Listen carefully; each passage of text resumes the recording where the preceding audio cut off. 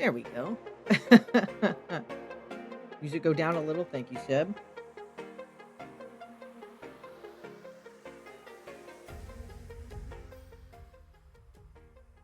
Maybe all the way down like that. I'll have to wait. It's funny because the music is like quieter on my end too. So I have to wait because I can't. There's like a delay. Okay. It's like not, it's inconsequential like background sound. Just so it's like if when I pause there's something for people. So I can also turn it off if it's too distracting. Um anyways, hi. Welcome to this. This is something I wanted to do for a minute because I think that I might not enjoy streaming art as much as other people, but I am willing to sit and talk for like a minute, but only like once or twice a month. So this is sort of an experiment to see like how I like it, if I can sort of survive, and how other people like it as well. So this first one is, as the stream title says, bye. Um, this is bad advice I've gotten over my career that I think sucks ass. And I think when you get this type of advice, you should not give it any. You should not take it because I see it like a lot of people making stuff in a way where they sort of they're how to put this, like they're giving themselves rules that like don't exist. Like they're sort of putting themselves and like work in like a certain frame of like it's got to be like this, like making a comic has got to be like this, like writing a story has got to be like this, like developing a game has got to be like this, right? And like so I think they take like people's advice like really seriously, but like that advice is not necessarily always coming from like the most like knowledgeable place, in my opinion. So we're just gonna go ahead and get on the list here. And the first one, and my number one most hated advice, is just like restart your comic. If you don't like the beginning of your comic, like if you think the art is bad, just like go ahead and fucking start it. This is ass. I hate this. I have known people that have restarted their comic probably like 5 times and it never helped. Um, because the issue wasn't like that your comic started from one point and got to the other. The problem was like your like perfectionism usually. Like that is what I usually see sort of get in people's way more than anything else, because it's like I think it's okay. You want to touch up like the beginning. You want to maybe like I think like making changes for clarity. So like redoing like bubbles or other uh like art touch-ups like that are going to be good. Like those are going to be valuable. Like I redid like all of the bubbles for my master as a naga at one point, and I like really stand by that. I think that is like a really fine like choice. But if you're going to keep trying to get something to a place where you think it's like good enough, like that place doesn't exist. Like especially with comics, like like these big sort of juggernaut like manga and other comics we see like start from one place and end in another. Like like Full Metal Alchemist, like fucking Dungeon Meshi, right? Like some of the fucking biggest, like they always start where their art and storytelling is in one place and it ends in another. But like that's the beauty of like a comic, and especially like a web comic. It's that journey with you, your audience, or like when you're like a reader like reading something, like the joy of sort of seeing like the development as the art sort of develops with the characters as well. So like there is maybe certain times where like maybe you're getting paid for like 100-page comic and you feel like you need to go back and like redo one of the first pages or something, or like like I said, like bubble clarity and stuff. Like I think those are really valid reasons to change something at the beginning of your comic. But if you're just gonna keep restarting it and never finishing it, like I would really highly advise against that. And this is also the same reason I advise against people doing like their magnum opus as like their first comic, especially their web comic, because people get caught in this. Like they get caught in it a lot. It's a really like common one. So yeah, don't just restart your comic. You don't need to do that. Bite the fucking bullet, deal with that old fucking art, and finish the fucking comic, because you'll be stronger for it. You'll be happy. People like they don't care as much as you as much as you think they do. So fuck it, don't restart. And then here's our next one. Hopefully, this is as clear as I could think to make the list. I'll have to figure out something else like in the future, but for now you get a Word document. The next one is make a similar story to your current story. This has a typo, to your current story, to get people excited about it. So this is like more so, I think, advice for people who are like making lots of sort of finished stories. So like you're making a lot of one-shot comics or a lot of like one-shot novels, or maybe installments in a novel or something, right? So like you've got like a lot of releases you're working on, right? And you want to get people excited about like sort of story A, right? Like it's not necessarily good to make story B that's similar to that story to get people excited about the first one, because what you're going to do, and what's happened to me, is that you're going to make another story. People are going to go, wow, the new Blorbos, I love the new fucking freaks. And they're going to get so attached to them, and they're only going to want more of that, and they're not going to give a fuck about your other shit. And this has happened to me so many fucking times.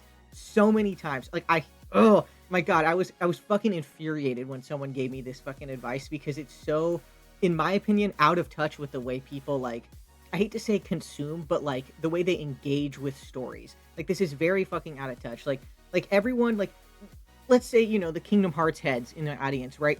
They don't want fucking like more Final Fantasy. They want more fucking Kingdom Hearts. That's why they make fan art, right? So like, so the perfect example with my own work, right, is like the game Tomai, right? Which is a game I can't really make a sequel to for like a bunch of fucking reasons, right?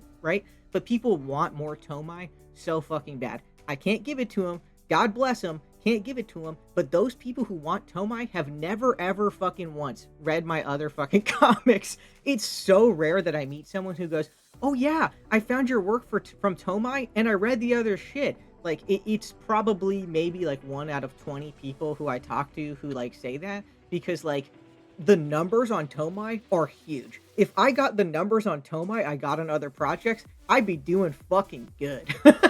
I'd be doing great. But that's just not how like a lot of stories work. I think maybe if you're someone who does specific kink content and you have an audience who's into the like let's say like size play or something, right? If you make like one size play comic and then you're going to make like another size play comic, right? Like I think you can get people kind of interested in that because they're interested in like the size play, right? But when you have character heavy stuff that I often have where I'm like, here's the two like cute look fucking guys, like here's the new like romance freaks, like people are often attached to like that couple. So I think that this is like especially true advice when the story is character heavy, you know? Yeah, this one is just, it's a weird one to me. I can see why someone would say this, because I think, when we're talking about movies or something, right? It's like, well, if you like this movie, then you might like this other one, right? Like, so if you like The Thing, you might like The Fly, because they're both like body horror movies, right? But I think when you have something that has like a bit of a fandom, or like where people can kind of play around, like Kingdom Hearts, right, where it's got like this big sprawling story and stuff, like people don't want like Final Fantasy, they want another Kingdom Hearts. But everyone's chomping at the bit for Kingdom Hearts 4.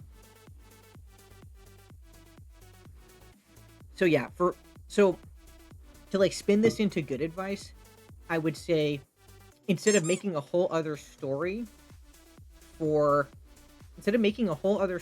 just to promote the other story, I would say make side content for that story. So like cute little pictures, or maybe like you can work with like an author to make like a short story or something, or you could do like a 5-page comic that's like a quick introduction like to those characters, right? Or like maybe like a cute like trailer on YouTube or something like exciting, right? Like something that sort of, we're gonna get into marketer speak here, something that like boils down your characters into something maybe just a little easier to like digest like instantly, which is gonna suck to do, by the way. It's gonna kind of feel bad, but that really helps a lot.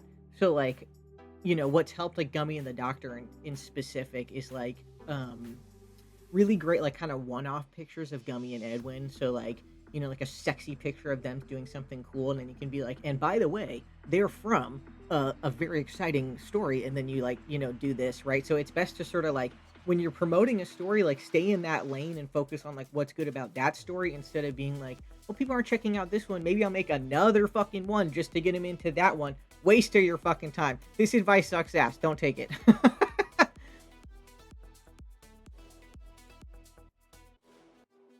All right. Um, this is one I see a lot on Reddit, and I don't think a lot of you guys are from my Reddit, but I see a lot. I'm on Reddit like quite frequently now, which is crazy. But Reddit's been super fucking good for my my downline, let's say. So I unfortunately I do recommend using it, but just lurking first to figure out how it works.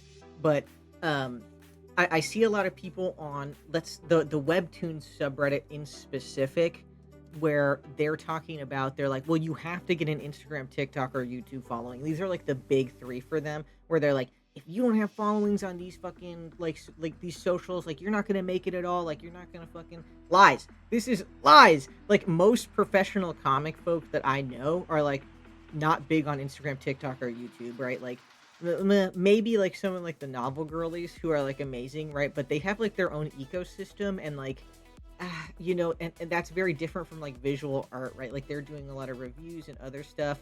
Oh, thank you for coming from the Reddit. I appreciate that. Um, I'll pick a name later. Beautiful, beautiful username.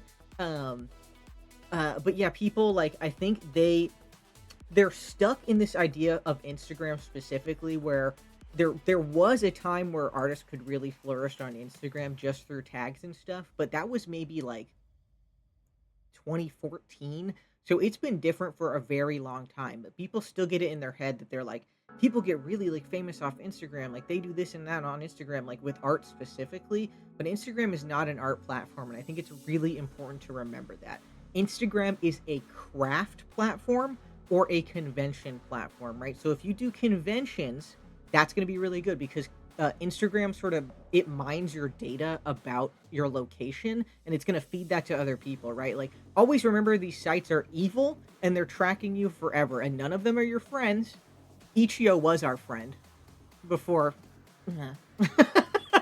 But no platform is your friend and they're always doing evil behind your back, right? And it can be important to know like how they're doing the evil so you can kind of manipulate it yourself. So that's why if you're someone who does conventions and events a lot, when you talk about like where you're gonna be specifically and you like tag that, Instagram can then feed that to like people depending on where it has mined that they are, right? So that's why it's also good for finding out about events that you can sell at. I think Instagram is actually a better tool for you as an artist to like find other ways to sorry, I'm just fucking gaining my thought here. Instagram is good if you are an artist looking to go to in-person events because Instagram is going to feed you ads and other stuff for events in your area and events that you can apply to and galleries and stuff, which can be really good. Like a lot of those are like legit ones, like they're actual accounts that have paid to like make sure that you find them. But in terms of like, Instagram, is it going to have people read my comic? No, not unless you are feeding a ton of time into. Oh, we got an ad break, but this is fine. Unless you're feeding a bunch of time into making videos. So if you're really focused on making videos about your art specifically, Instagram and TikTok and YouTube can be really good for you, but it comes with a caveat. Like you have to allot time in your schedule to make those videos. So like I would recommend Instagram to people who are like making earrings and then making videos of yourself making earrings. So if you can like say something interesting about the earring making process, you're like, here's my inspiration for like the earrings. Like I love like fried eggs. Oh my god.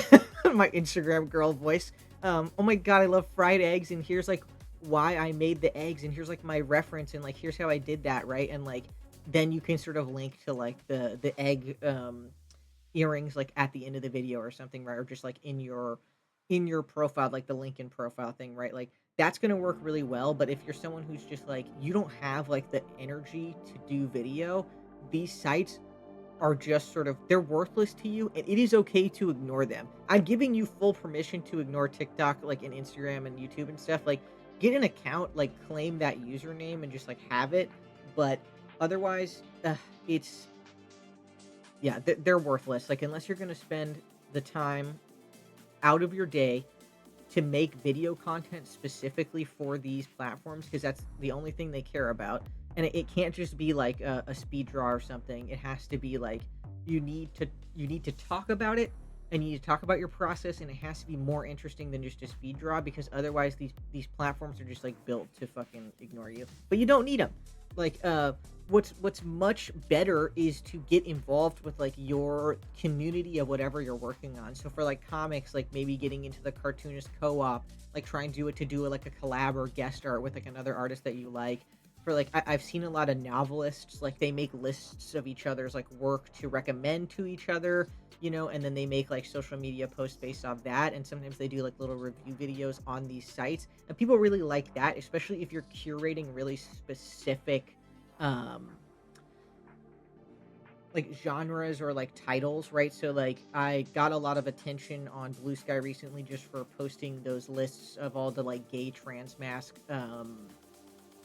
like collections and lists and stuff, right? And like it's funny because it got me a lot of followers who I think are looking for gay trans mask content, which I do not have right now. I apologize, and they're gonna be like, "What the fuck? Where is it?" I'll be like, "Sorry, I'm trying to show you the people who have it. Not it's not me necessarily." Um, but like those kinds of lists, like if you can make them and then turn them into like a video format, mwah, perfect. Especially if they relate to your own like content. So like let's say so you have a comic and it's about mermaids, right? Great, mermaids. You have a jumping off point, right? So like you could do a video that's like you are like working on a picture of like your mermaid and stuff, and you talk about the process and you talk about like your inspirations, and you're like maybe even talk about like a place you want to go, so you can like tag it with like Italy or some shit like Italian mermaids. um or you can do a list of like other mermaid comics that you like and why you like them, and you can tag the other authors, and they're likely to like they're gonna really appreciate that, and they're likely to shout you out and like talk to you as well. Like so, you know doing that on like you can do that without these sort of platforms though. Like you can do that on like Tapas or like Webtoons just with images. Like I think it's really like if you're making a comic, it's good to like invest in those platforms specifically. So like making sure you have a really strong um like a banner, and you have a really strong and with good SEO, search engine optimization, on like your images. Like so the title of the images, like the file name needs to be good, but also like in your comic summary it needs to be good as well. Like stop being shy about like if you're making like romance and erotica and stuff, I need you to stop being shy about like the gender pairing and other kinks in these. I understand if you need to leave like some of the really like the content list like off of a platform like Ichi or other ones where they're like using AI to like scrape shit and try to get your fucking accounts taken down. But like if you can include those somewhere as like a list of tags, because that will improve like how people can use search engine stuff to like find your work organically, which is like something we've lost quite a bit of when we lost like just when social media platforms like started changing, which is unfortunate because like YouTube for example has like actually really good like organic like or it did before we were overrun with AI. It had really good like ways to find stuff like organically. It had a great like recommendation system, but each show still has a good recommendation system. So like if you have like a safe for work project that like will go up on each show, so like a comic, game, novel, etc., like you can upload all sorts of stuff to the site. Like it will start recommending your comic or like your project to other people depending on like the tags you use. So it's very important to do that, and like just tell people what your comic is. If your comic is a trans mask T for T like fantasy romance with like a really specific monster like a minotaur, you should be saying all of that stuff, because those are all things people are looking for right fucking now. And like that's stuff that has really helped me in the past, where I just like I wasn't shy, I was very straightforward. I was just like, here's my comic, Good Pup, and it is like about femdom with a trans guy, and that like sold fucking so many copies of that. God, the comic used to do so well on Ichio, and now that I've had to move it off, I'm truly suffering. Um, but like I've seen this work in action, right? So like, yeah, like it's less about the platform and just more about like trying to find where people are. That's why Reddit is so nice, because Reddit has like it has subreddits, right? So like we have like the trans hentai subreddit, we have the trans mask hentai subreddit, we have like one for comics, we have one for like fantasy romance, and like audio erotica and stuff. So like the people who already like that stuff are there. So you just need to post it there. Also because there are some of you in the there are some of you I haven't looked at my like follower like who's watching right now, but I can almost guarantee there's at least one or two people in the chat right now who have like had their work reposted to Reddit and someone else got like the clout and like the upvotes for your art when you could have been posting there. And that's what fucking kills me, is because that is your fucking Reddit karma to farm, dude. That's your fucking karma to farm, and you should be on there. And Reddit is full of people with money. It's not scary. Reddit is not that scary, I promise. Just don't go to the fucking shitty parts of Reddit, because the shitty parts of the internet are everywhere. You're just not seeing them. You're on YouTube. There are Nazis on YouTube. You're just not seeing them. It's the same thing with Reddit. Just don't go. But also, like, a lot of subreddits for art, to give them credit, they have started requiring that people put in the like URL for someone's art so that they can get like support and everything. But not every subreddit is like that. The gayer and transer the subreddit gets, the more likely they are to require like credit, and the more sort of like straight dude focused the subreddit is, the less likely they are. So there's sort of like a scale. The femdom subreddits though, they make you credit. That's because women be watching out for us. Okay. Okay, that's enough of that one. I got like really off topic, but that's what this is for. It's simply for me to tell you everything I know. I'll pick a name later. My reason for wanting to start making comics is that my specific kinks have zero transmasc representation, but I've only seen 2 other people say they want transmasc content with specific kinks, so I'm worried there's no interest. Bucko, you got 3 interests right there. You and those 2 other fucking people, and those count for probably 10 other people you're not seeing. So that counts for at least 30 people. And if you sell 30 copies of a comic at $10, that's $300. And that'll probably improve your life. So you should just go for it. But I've also found a lot of people, they don't know what they fucking want. Like, that's why I get advice like this, is because people don't fucking see, like, they're not in the fucking trenches like I am. I'm in the trenches with I'm in the trenches with y'all. Like, I fucking, like, I see, what people like do and versus what they say they want versus this and that. But people are open to stuff, right? And also, like, people are very fucking ashamed in America to express even a fucking shred of fucking sexual interest in something, right? So like, it is likely that there are people who are looking for what you have but not expressing it, especially if you don't have like a wide sphere of influence, right? Especially if you're not looking somewhere where a bunch of trans masc people are, right? But like, I see on the trans hentai subreddit all the time, they're saying, like, people in the comments are being like, why is there no more, like, people are just not drawing trans masc content? It's just so fucked up, and they're not. And that's why I made all my list, because there are lots of people doing it and lots of people who want to do it.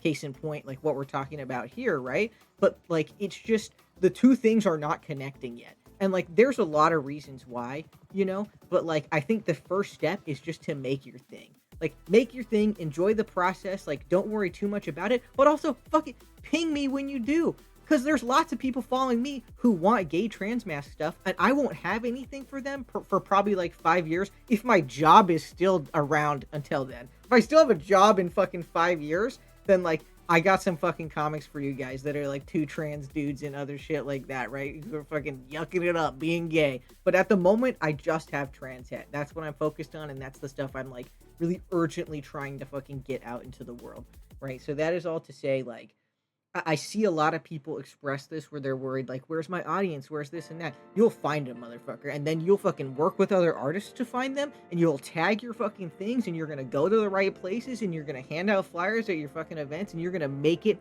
fucking happen. Okay? Because you can. You can. This is all doable. I'm an idiot, and I fucking did it. And I promise you I'm a fucking idiot. You think I'm not? I promise you. I promise you I'm a dummy. Alright. Next one. Okay, this is one I see a lot, and it's funny because this is also one that I see people like dispel a lot as well, especially lately. It's the idea that posting more on social media will get you more followers.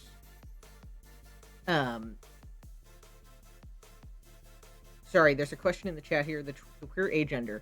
I was wondering if the Yaoi bundle was planned for last summer will be released. At the moment, I really have no plans for it because most people who are going to be involved in that bundle um, can no longer safely post on the platform.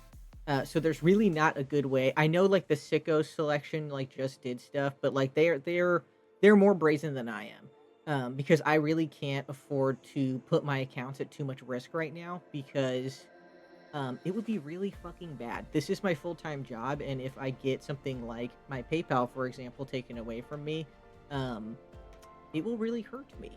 And so, yeah, I don't have any plans to like revive the Yowie bundle until either Ichio like actually makes the change that they claim they're gonna change, or I find more safe for work Yowie to like include.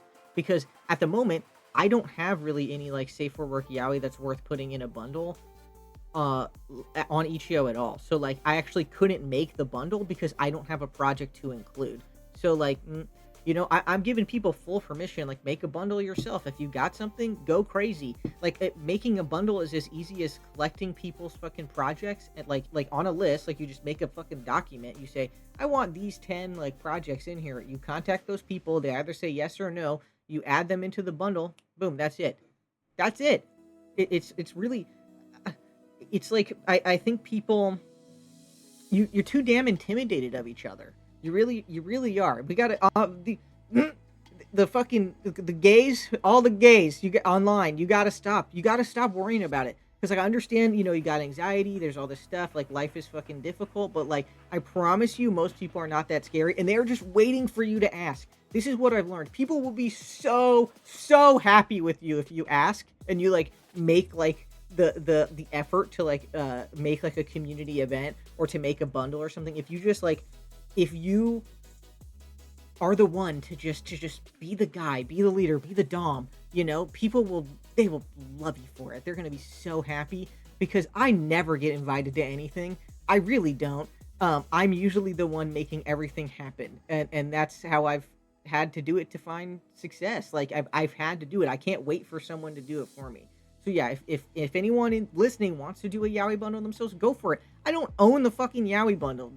I don't own the concept of Yowie. I just like wanted to do one, and then at the time, all the bans came in place, and I didn't feel comfortable putting a lot of those folks like at risk. I still don't. So that's why I'm trying to focus on like safe work bundle and other sort of non-porn projects for Ichio for the time being.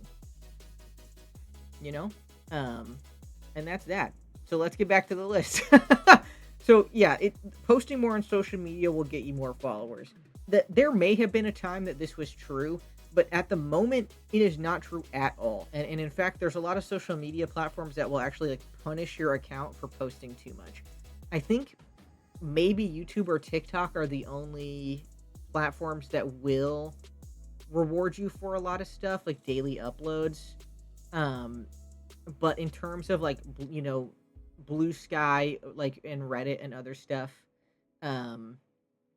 you just don't want to sort of overload people. I would really focus on like just maybe like at max like maybe like 5 pictures like a week, and just make sure that they're like fun and cute, and like I think that it's more important to be consistently posting over time, so like 3 times a week than it is every week or twice a day or 3 times a day. um you want to you want to kind of focus on the quality over quantity if you can, or making like just a post that feels really like shareable, which again is gonna feel bad, but like this is about like gaming the system. This is about numbers. Let me answer what's in chat here from Aldersnap. How many of these sites actually have a queue system like Tumblr? Very few. There's scheduling you can do on like Patreon, Substar. You might be able to on Reddit, but it's unlikely. On Blue Sky, you definitely can't, right? Like queues and sort of scheduling posts have become like a little more rare as time has gone on, and I'm not really sure sort of why, but if you're struggling to find a time to post, first of all, I recommend getting a planner. For any of this stuff, I recommend getting a planner or using like a digital one, because that's going to really help you not only, plan for the future, it's going to help you see like what you've done, right? Because you need to see this stuff visually. Like you can't trust that you cannot trust that your brain's going to keep it all there in the system. Like you can't trust that it's gonna everything's gonna be just like kept track, and you shouldn't have like all your work just like in your brain. It's a very bad way to live, trust me.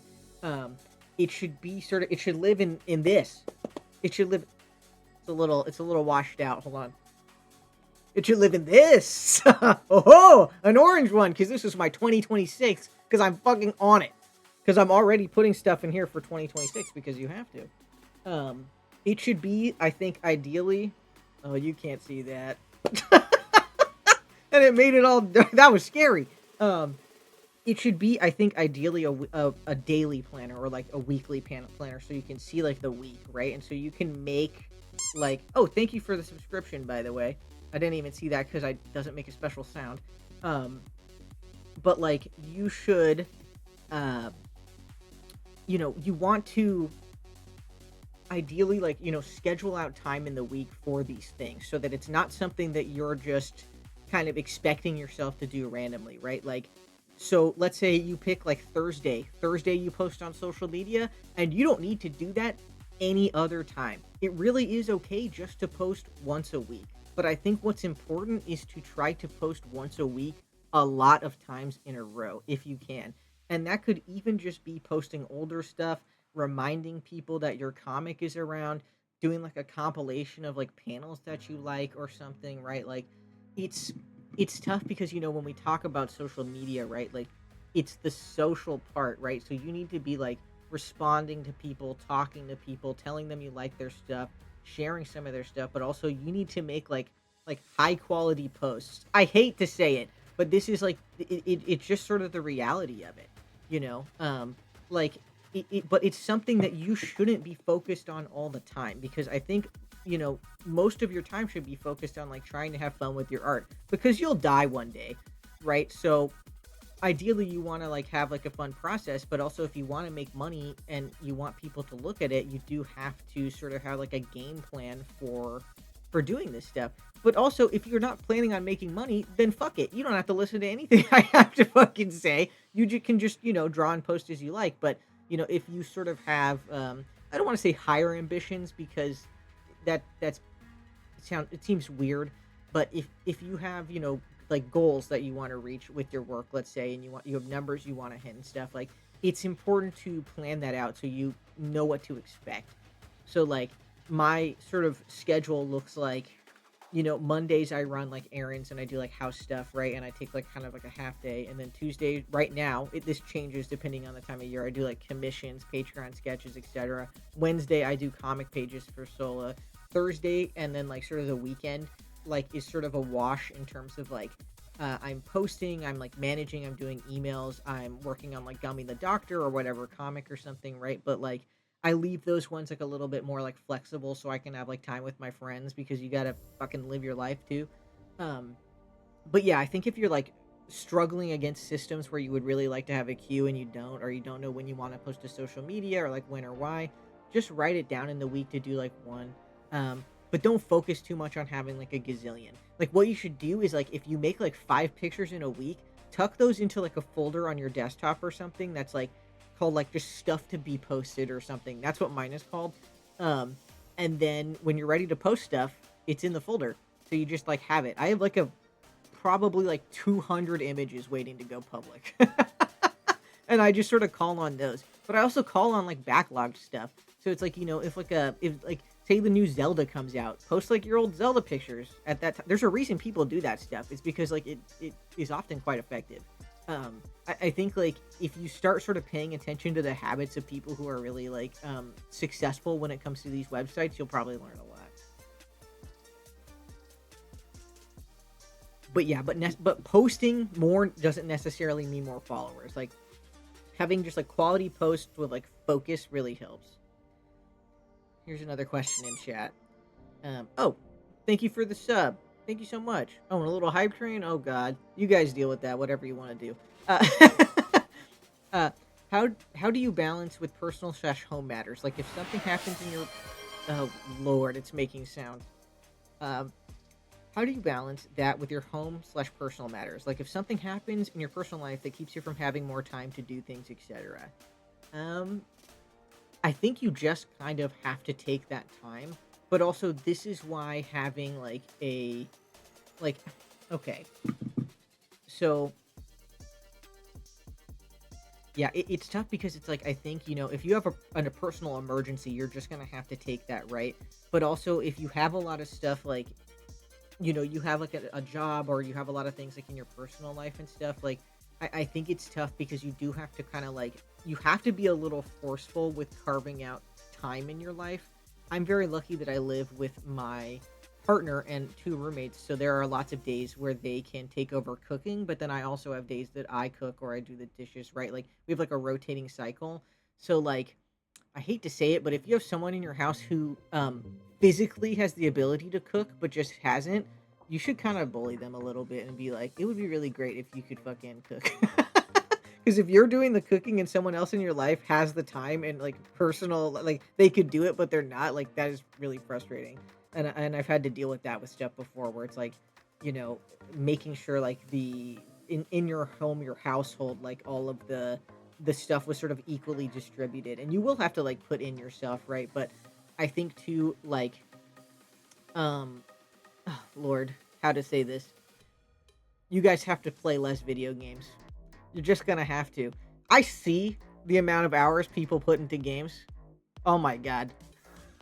Take two of those out, 2 of your 8-hour Final Fantasy session, take it out and then fucking see what you can do, because sometimes drawing under pressure makes you draw faster. So like yeah, that one's a really tough one because it's like I can't, physically give you time. You're gonna have to carve it like out of that, like maybe out of your game time or something else. Or I don't know, like it's a really tough one. Or consider changing the medium you're working in. So if like a comic is too tough, if that's too much like labor, maybe it's time to work on a novel, or maybe it's time to work with somebody else like on your thing. Like maybe it's time to find somebody who's willing to work with you on your idea. They write it, you draw the pictures and you do other things. Like that's some stuff I'm going to hit on this like in sort of as we go down into the good advice when I talk about like being a good collaborator. But like I don't know. It's a really tough question, and I don't think I have like a good answer for you, and I'm sorry about that. Um, but this was kind of the stuff that helped me when I was like in college and other things, and also like making sure that your drawing habits are good too, so that you can draw like faster, etc. Um, here in the Costco deli comes in clutch with the food situation. Absolutely true. Yeah, if you can do like some like you know, pre-prepared food, I think it's like a bad rep, but it can work really well. But also like simple meals like a canned fish on rice, is fantastic and very good for your brain as well. Don't write off canned sardines before you tried them, because if you liked smoked salmon, you will like canned sardines, because sardines are not salty. You're thinking of anchovies.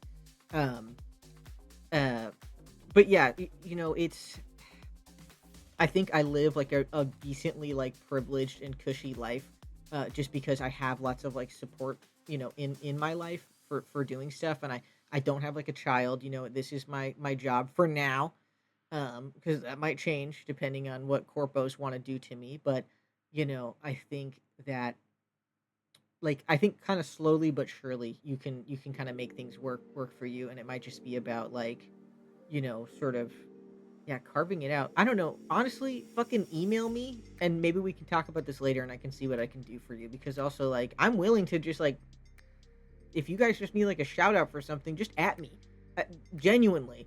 I fucking whatever. I'm sharing one of your posts and I'm going, "Hey guys, check this out." Like there's no that has no like value to me, like in terms like that sounds bad. I mean, like, why would I charge for that? It takes 2 seconds. I will do it for you for free every time. But also, like, I'm very willing to talk to people one on one and being like, what can we do? Because I need to move on. We got to get to the next point. But yeah, like, we can talk about that later. This is another one that I haven't personally. The fucking, mask off. I actually haven't gotten this advice specifically to me, but I've seen it happen to other people. And it's the advice that you shouldn't make your story because it's too similar to an existing story. Boo. Unless you're doing fucking plagiarism, unless you're doing straight up plagiarism, this is dog shit. Like, this kind of bumps up against, like, the advice I had earlier, which was, like, don't make, two stories just to promote another story. And I still stand by this, but I think this one is different because, like, you didn't make this other story, right? So, like, in my so let's like dream up a scenario, right? So like let's use the gay trans mask content since that's relevant right now, right? So say say someone makes a gay story, two trans dudes, and they love doing pet play, right? Two trans dudes, they love doing pet play, and someone made that comic, and you go, oh no, I wanted to do my T for T pet play comic, and now I can't. Wrong, because people. Sorry, I'm getting too real. I have no like fucking presence for Twitch to be like a nice little Twitch guy. No, I don't have it inside me. You're just gonna have to deal with it. This is the way I am. But like, it's a two cakes situation. It's that picture, that meme that's like, oh boy, two cakes. Like, I really feel that's the way when it comes to this stuff. That's why we see like genres become popular, and that's why we see people who are like, oh, mermaid stuff. I really love mermaid stuff. This is an Italian mermaid, we're referencing back to that. Like, that's so cool. It's got like a little twist on it, like, but even then, like, this is also why like sort of kinks and other stuff have like a really like tight community. So for example, when I went to SizeCon in Portland, right? And it was so funny because at so many events, my work is like sort of I have very like PG-13 covers, but inside I have like it's like very full frontal. But my work is sometimes like too intense for like some events. It kind of depends. That's a whole can of worm. But when I went to this kink event and stuff, right? And I had like some size different stuff, and I had mini dom. I was not intense enough for them because they were so many people really wanted blueberry content, and they wanted it so bad, and I didn't have it. So I was worthless to them. I was garbage. But they would gladly, I think, consume 1,000 different blueberry stories if they could, you know, right? So I think that like still stands here.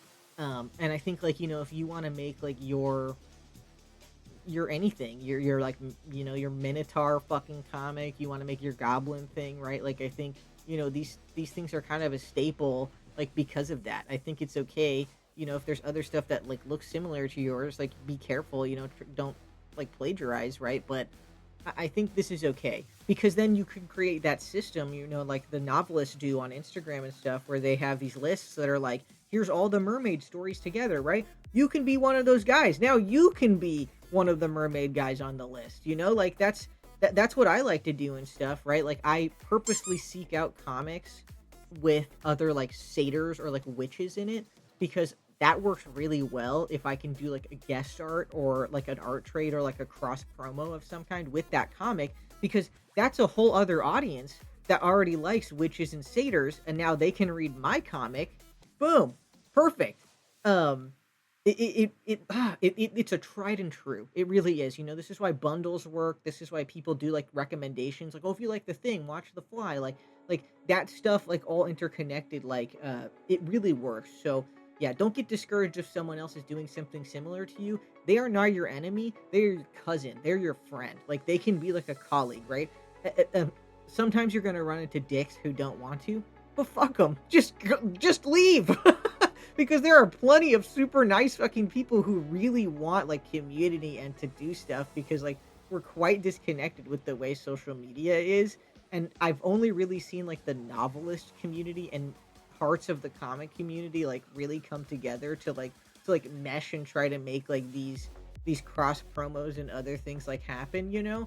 Oh god, I lost my train of thought. But yeah, like, you'll run into turds, but it's very unlikely. Like, I can't even remember people who have like kind of been mean to me, because most of the time they'll just be like, no, I don't want to. Then you move on. Just don't push it. You just find the next person who wants to, because there's lots of stuff out there. So This is another weird one I've gotten, and I've gotten this one a lot at conventions, in particular. I'm gonna go ahead and snooze that ad since I feel like we just had one. But this was a weird one. This was a really weird one. I feel like this is one I hear a lot from people who are really out of touch with like how making stories and projects and comics in particular, like online, it like is. It's the idea that like you should focus on awards because I'm gonna just put these together actually because awards will get you exposure and therefore money. Which is so not true. We've seen this happen so many times with so many types of projects. Like there are so many people who have won like all sorts of awards for their comics, for their movies, etc., who are just not doing well like financially and not like well known. Like these awards they're cool. A lot of the times like they're awesome. Hold on, I need to drink water.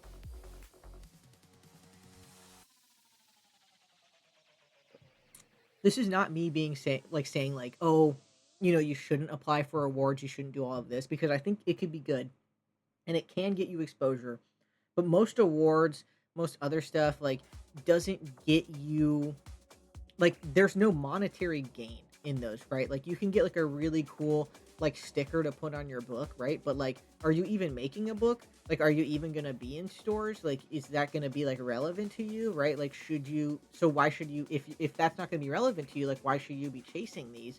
But also we just know that like most awards don't give out they don't get money for like a fucking Oscar, right? Like it just gets you kind of on a list. But also most movies that we remember, like most movies that are remembered like through time, like don't have awards. Like some of the most beloved movies we have in America, like The Thing, um, don't have awards. Like they were not like prestigious for people, right? And so I think it's a fool's errand, um, to really be focused on like your critical acclaim when it comes to like awards specifically. I think it's okay to like and fucking really normal to care about like what people say in reviews, like what like critics are saying and stuff, right? That's all fine if you want to be like tuned into there. Um and like yeah, the movie actually like bombed, I'm pretty sure when it first came out. Someone can double check like that for me. I don't know. I could be fucking wrong. Maybe I'm saying nonsense so I can fucking farm comments on YouTube, um but yeah, a lot of really great stuff like never gets like these awards and stuff, and I think anyone who's like, "Oh, you should try to like fucking focus on award seasons and stuff for like novels anything like no."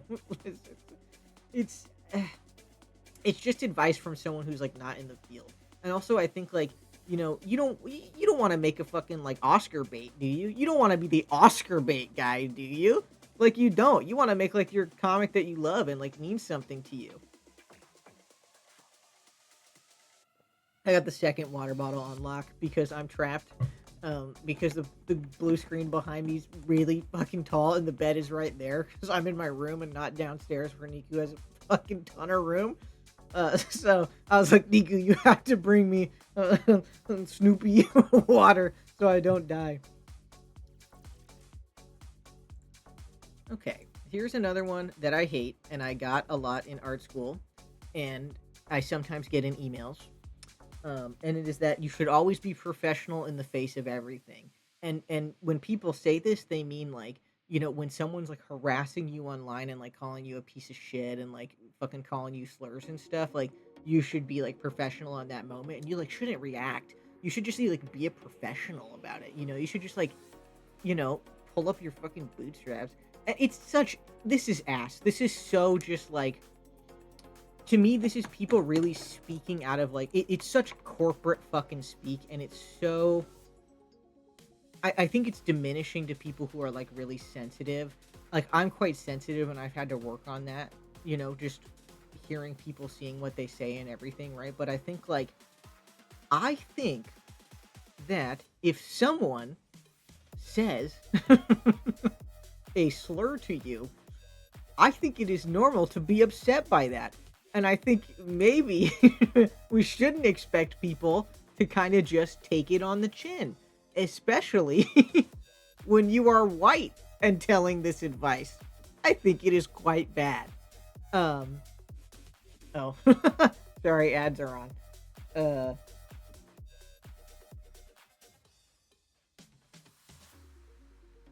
but yeah, I hate this one. The block button is certainly your friend, and it's okay to get upset by stuff. I think it's even okay to like post about it. I don't think it should be like your entire like posting habits, because that can be, it can be like it can be a bad habit to get into when you're like endlessly complaining, and also it can be a bad habit for like your brain to only focus on that stuff. And I can, I'm fucking guilty of it, as I think a lot of people are, and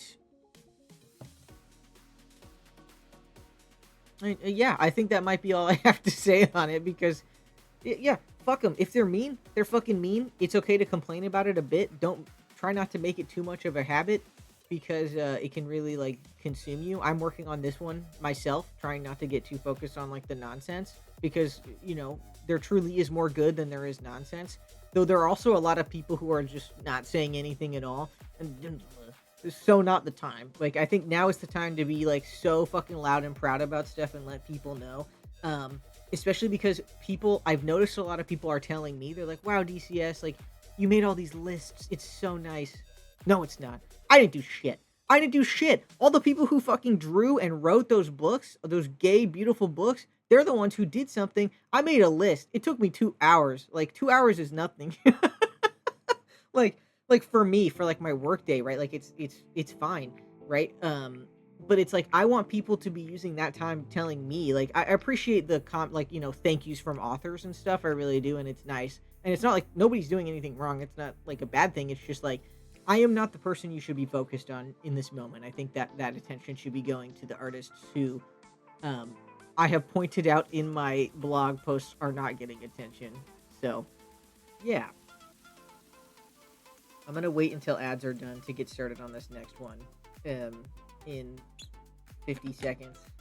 So this will be an interesting part in the VOD. Hey, thanks for everyone who subscribes. I really appreciate it. It helps a lot. Especially because this might have to become more of a regular thing for me. And that's tough. It's tough to pivot. But I'm fucking scrappy. I'll do anything. I'm fucking... I'm lucky that I like doing more than just drawing. Because I love drawing, but I also like all the other nonsense like this, right? But not everyone like feels that way. And I think that's really valid. And I think that it's just... We live in a fucked time where it's like you either have to be a dude who does a lot of things, or just don't get paid. It sucks. But I don't know. Maybe I'll do a stream that talking about sort of, how you can do the work, the work you're doing now, how you can like make more of that, because I see a lot of people don't make PDF collections of like their work. Like they'll draw like 100 pictures of fucking like Melvic or something, let's say, and then they never collect it anywhere to like sell to somebody for $5. You should collect it and sell it to somebody for $5. Like, it should be, do it. Like, you have it, sell it. Okay. This is another one that really applies to, I think, people working on projects and stuff. It's this idea that you need a press kit, a promotional material, and website if you are new. So this comes with like the little like caveat here where it's like, if you are someone who you've made like 10 projects, right, and you have another big one, you should have a press kit, promotional material, and like a website.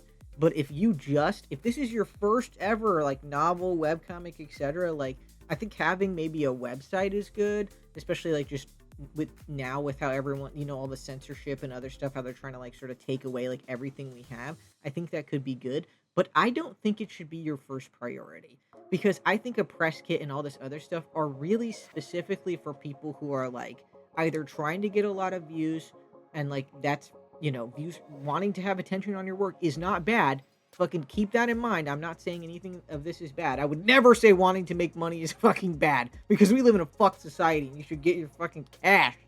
But I think, those things are really for people who are trying to sort of convert like views into money, right? Like trying to convert like people looking at stuff into a way that they can get paid. And I'm not talking about fucking grifting.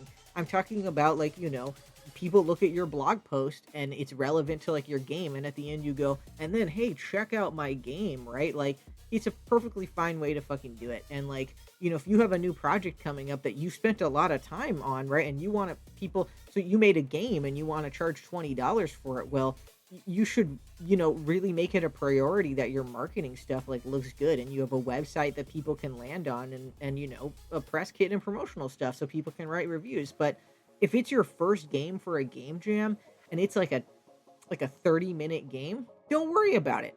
You don't have to be professional right now. Like up top, you don't have to be professional about everything. You can just make something and release it into the world. It's okay. Like the whole spectrum of like, how professional, not professional, how polished, not polished that you want to do, like it is optional. It is your choice. And like we consistently see projects that are, let's say, low production value. I'm putting that in big quotes because I don't really like that idea, but let's say like the polish level is low or something, right? But we consistently see projects that start small and get more and more polish, and they get bigger and bigger, right? And people like love them. Like, oh my god, what is the game? I can't remember what it's called, but it's this fantastic little horror game on itch.io that like you ride around this fucking like what is this? The character's name is Kel. I can't remember. My girl always plays it for us, and I can't remember what it is. But that, for example, is like we see these early access sort of games that like get like a big following, and then eventually they get bigger and bigger, and then they can like sell stuff and have all these things and all that. And I think that's a perfectly fine and very like modern way of having something, right? Like and it's, I think, better for your brain too. If you're not used to all that attention, like why try to like court it anyways, right? I think you want to start with like 10 people and then work up to 100 instead of having 1,000 in your face instantly. Like I think that's quite overwhelming. So yeah, don't worry about that stuff for your first project. Work on it later, or like get a guy. you know I'm going to talk about that down below, but it's not, focus on your thing, enjoy your thing, love the process. Just try to really be like in the moment with your work, like focus on like those really fun creative parts that you love, and have this stuff come later, because we've seen lots of projects too where like they have sat around for like 5 years and no one cared, and then later people really gave a fuck. Off the Game is a perfect example of that, where like even when it had a translation, it was like largely ignored, and now it's like a super beloved like indie game. Like Toby Fox got to make music for it. Like it's okay. Just like focus on making your thing. I know that's not always easy, but just like pour the love into it. Worry about all that other stuff later, unless it's already your job. We'll talk about that, but you know, try to just make your thing. Love it and love it. My God, and love it. We'll talk about that down below as well when I get to the good advice section. All right, this is another one that I see a lot with. This one I see with like comic folks in particular, but like I think this could kind of work for other people as well. Maybe this is like less relevant to like game dev, but just making good comics will get you opportunities. Ugh, this is sort of a yes and no. I consider this bad advice because let's say you're making a really good comic, right? But you're just sort of sharing it on like just webtoons where it's lost like in the fucking void. But your comic is awesome. Let's say it's a 10 out of 10, right? But it's just on webtoons, like, and you haven't like worked on your summary. There's no like SEO. Like there's really no way for people to find it. Like opportunities will not fall in your lap for that. But also, even if you do all the social media stuff that you want, so let's say like, you post a lot on socials, you do all this other stuff I've talked about, that does not guarantee you opportunities, because as it is right now, 2025, November freaking 21st, 2025, opportunities from like publishers and other folks like that, like don't exist in our minds like they did in the past, or maybe ever. Because I think it's quite rare that someone reaches out to you just because of your comic to like offer you like a professional opportunity.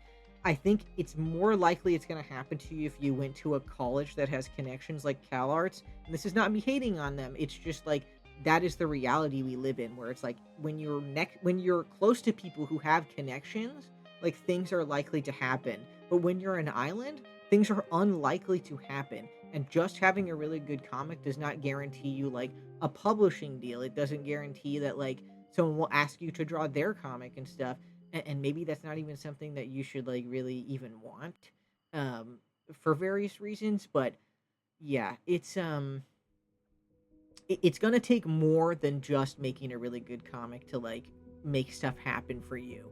I know a lot of people who really enjoy like having an agent. That's something I've thought about before too, but I want an agent for a really specific reason that I don't think I'm gonna be able to find an agent for. I want to get my shit to Brazil, like into Brazilian like bookstores, really fucking bad. But I have yet to find an agent who works on like sort of the distribution rights for other countries because I think that might also involve a publisher, but then I'm really adverse to like a publisher, but also like publishers don't want my work because it's like really horny. So like I'm in like a weird spot, you know, and also because like I couldn't go to like a hentai publisher like Faku because my stuff is like too queer, but it's also like not anime enough. Like, uh, I'm sort of like I think people see me now and they're like, "Wow, you're doing so well." And it's like I wouldn't say I'm not doing well, but I have fought in many ways to get here, and had to really sort of like learn some hard lessons. I really like enjoyed the process. I like love what I do, which is why it's been so devastating that it's likely to get taken away from me if we don't see changes in legislations and like if we don't keep up the pressure against like payment processors to change their like rules, their terms of service, you know, because I love what I do. I think it's awesome. I think I'm so like blessed in a non-Christian way and so privileged, you know, to be able to just sit down and make comics and make stories and talk to you all. But it is in, you know, it's in danger. I'm everyone who does what I do is in danger right now. And it's really hard. And I've spent a lot of time just like being sad. I've lost a lot of sort of productive hours, which is like a fucked thing to say, but you know, I like doing stuff. I like feeling productive. It feels good. I like it, you know. And I still get plenty of time off. But you know, I spent extra time off in sort of late October, like frankly, just being sad, just being sort of sad and sort of mourning what might be lost. Um, yeah, it's hard.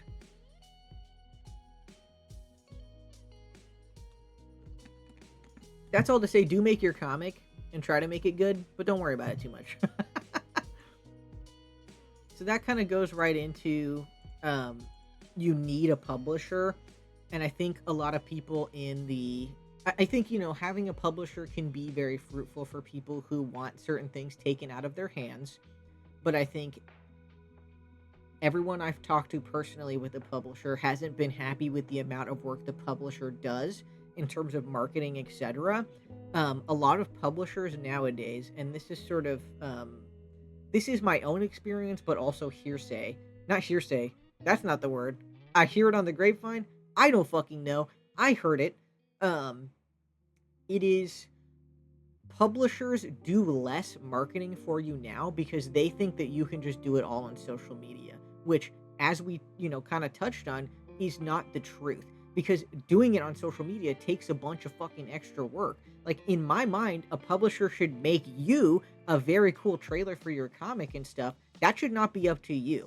Like, if you have to do that for the book and the publisher doesn't, they're why the fuck have a publisher? Like, you're way more likely to make more money just printing your own books at home than like working with that public. It's ridiculous. Like, you know, most comics professionals I know like don't work through a publisher, or they work with a publisher like very sort of sparsely, let's say like per release and stuff, which again I think can be good.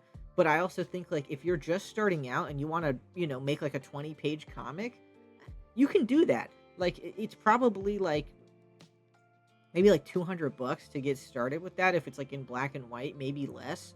Um which like I understand can be a lot of money for some folks, but also like you could probably get pre-orders for that and cover it. You know, like I think there are lots of options. I think you just have to be don't be afraid to look new, to look like a new little guy who's figuring it the fuck out. Don't be afraid to ask questions to people, but also ask things of your audience, the people who are reading. Be like, hey, like, would you be down for this? Like, hey, would you pre-order this? Like, hey, can we make this happen? Like, you sort of ask and you shall receive. Like I think a lot of people they're way too quiet. Like they're just they're afraid to like be an inconvenience to people or maybe to like look silly, etc. And I understand because the internet is a fucking vile place. But you can ask this stuff in private, and you could, again, you could join the cartoonist co-op and just ask them. There's like an advice like little like like thread, like a little channel on the channel that you can go and ask for advice, and everyone in the advice channel is very nice and very like informed. So yeah, you don't need a publisher. Fuck them. I'm not getting a publisher for the novels I'm working on with people unless somehow something crazy happens. But I'm just gonna fucking print those fucking suckers at home and fucking sell them to you directly.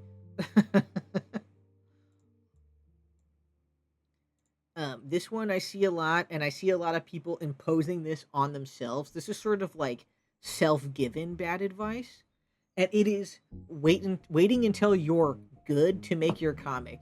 You have to stop. You have to stop this. You gotta get it. You have to get it out of your head. Like good art, bad art. Like I'm good. I'm fucking bad. Like get it. You gotta get it out of your head. Like you need to think like more positively or maybe even more neutrally like about yourself and your art. And that's really hard when it's super personal, and it's good to be like attached to your work in my opinion, and it's good to be like emotionally invested, but also like that should not prevent you from making it, right? Like if it's preventing you from making it, that is an issue, right? Because I think the ultimate goal of a comic is to finish the fucking comic. And maybe that's that could just be me, you could always remake it later, but you have to remember my first point was stop restarting your comic so many times. But yes, in theory you could remake it. I think if you had like a 10-page comic, you could remake it and be happy and stuff. You can do anything you want, whatever feels good. But I think that, my advice I give to, oh shit, ads are on and this is really good stuff. So I'll wait. Hold on. I'll wait. I'm going to wait. I'll give my voice a rest because I've been going kind of crazy.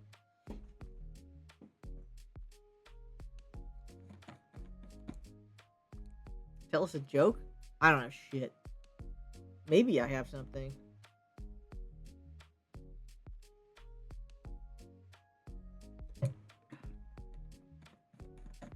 No, I don't have shit. The timer's not even on for me. There it goes. The timer's on. But yeah, I hope people like this stream. We'll see. I don't even know how many people are watching. Maybe that's for the better. Maybe I'd be freaking the fuck out. Maybe it's good.